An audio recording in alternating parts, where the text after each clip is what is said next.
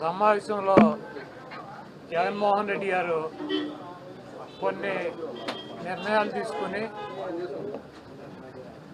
మనకి 1,33,00,000 మంది ఓటు వేశారు.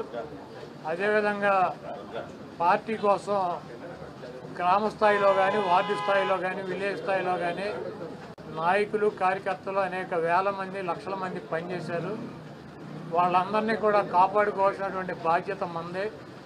మీరు తప్పకుండా నియోజకవర్గాల్లో ఒక వారం రోజులు పర్యటన చేసి దాడులు జరిగినటువంటి మన నాయకుల మీద కానీ, కార్యకర్తలను కానీ మీరు అండగా ఉండాలని, అదేవిధంగా రాబోయే రోజుల్లో నేను కూడా గాయపడినటువంటి తెలుగుదేశం పార్టీ అల్లరి మూకలు చేసినటువంటి దాడుల్లో ఇబ్బంది పడినటువంటి ప్రతి కుటుంబానికి దగ్గరికి నేను వస్తాను, వాళ్ళకి అండగా ఉంటానని చెప్పి జగన్మోహన్ రెడ్డి గారు చెప్పారు.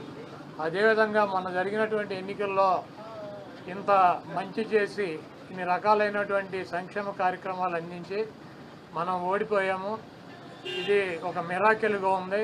దేశవ్యాప్తంగా కూడా మన దగ్గర ఆధారాలు లేవు, అయినప్పటికీ దేశవ్యాప్తంగా మరి శకుని మామ ఎలా అయితే పాచికలు ఎలా కావాలంటే అలా వేస్తాడో అలా తెలుగుదేశం పార్టీ, జనసేన, బీజేపీ కావాల్సినట్టు అక్కడ పాచికలు పడినాయి అని చెప్పి మా పార్టీ కానీ, జగన్మోహన్ రెడ్డి గారికి కానీ, మాది కానీ అభిప్రాయం.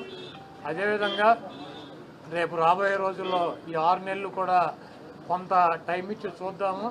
ఆ తర్వాత చంద్రబాబు నాయుడు చెప్పినటువంటి దొంగ హామీలని ఎట్టి పరిస్థితుల్లోనూ నెరవేర్చలేడు. ఎందుకంటే ఇవాళ చూసిన సూపర్ 6 అని పెట్టాడు. ఆ సూపర్ 6లో 18 సంవత్సరాలు దాటినటువంటి ప్రతి మహిళకి 1,500 పెన్షన్ ఇస్తానన్నాడు. రేపు 1వ తారీఖు ఇస్తున్నాడా? దాని గురించి మాట్లాడట్లా. 3 గ్యాస్ సిలిండర్లు ఇస్తానని చెప్పాడు, దాని గురించి మాట్లాడట్లా. బస్సుల గురించి మాట్లాడట్లా. అదేవిధంగా బీసీ కానీ, ఎస్సీ కానీ, ఎస్టీ కానీ వర్గాలకి 50 సంవత్సరాలు దాటిన వాళ్ళకి పెన్షన్ ఇస్తానని చెప్పాడు సూపర్ 6లో. దాని గురించి మాట్లాడట్లా. అది ఎప్పుడు ఇస్తాడో చెప్పట్లా. అదేవిధంగా ఇంకోటి 20 లక్షల మందికి నిరుద్యోగులకి ఉద్యోగాలు ఇప్పిస్తాను, ఉద్యోగాలు కనుక ఇప్పించలేకపోతే ఈ లోపు 3,000 రూపాయలు నిరుద్యోగ వృత్తి కూడా ఇస్తానని చెప్పి సూపర్ 6లో పెట్టాడు. మొన్న తెలంగాణలో హరీష్ రావు గారు మాట్లాడుతూ చెబుతున్నాడు, చంద్రబాబు నాయుడు గారు చెప్పిన వాగ్దానాన్ని ఏమీ చెప్పాడు. 1,000 రూపాయలు ఈయన పెంచింది. ఇప్పుడు వచ్చి 3,000 ఆల్రెడీ ఇచ్చేది జగన్మోహన్ రెడ్డి గారు. 3,000 ఇస్తా అంటే ఈయన వచ్చి 1,000 ఇచ్చాడు. మీరు అక్కడ 2,000 ఇస్తా అంటే రేవంత్ రెడ్డి 4,000 చేయాలి కాబట్టి అక్కడ ఇబ్బంది పడుతూ ఉంటాడు. ఇంకా ఈయన సూపర్ 6 అని చెప్పి ప్రతి మహిళకి 1,500 రూపాయలు ఇస్తాడు 18 సంవత్సరాలు దాటిన వాళ్ళకి. మరి ఆ వాగ్దానం ఎప్పుడు చేస్తాడు? రేపు 1వ తారీఖు ఇవ్వరా?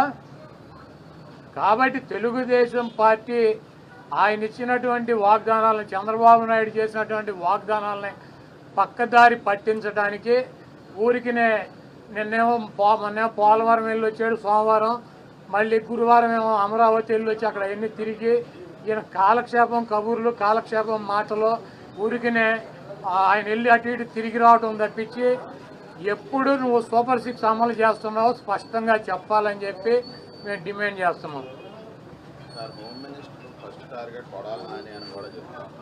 ఇప్పుడు ఇది ప్రజాస్వామ్య దేశం. ఎవరిని టార్గెట్ చేసుకున్నప్పుడు నేను పోయినంత మాత్రాన నన్ను టార్గెట్ చేస్తే వైఎస్ఆర్ కాంగ్రెస్ పార్టీ ఏం ఆగదు. జగన్మోహన్ రెడ్డి గారు ఇంటికి కూడా వీళ్ళు ఏం పీకలేరు. నన్ను కాదు, జగన్మోహన్ రెడ్డి గారినే టార్గెట్ చేస్తారు.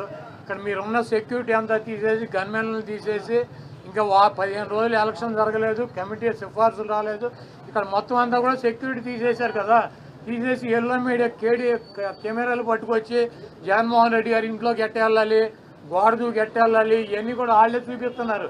కాబట్టి ఇక్కడ టార్గెట్ ఎవరు దొరికితే ఆ టార్గెట్. ఇటువంటి వాటికి భయపడే ప్రసక్తి లేదు. ఎవడెవడికి టార్గెట్, ఎవడెవడి చేతులు ఏం రాసి ఉందో అవన్నీ పైన ఉన్నటువంటి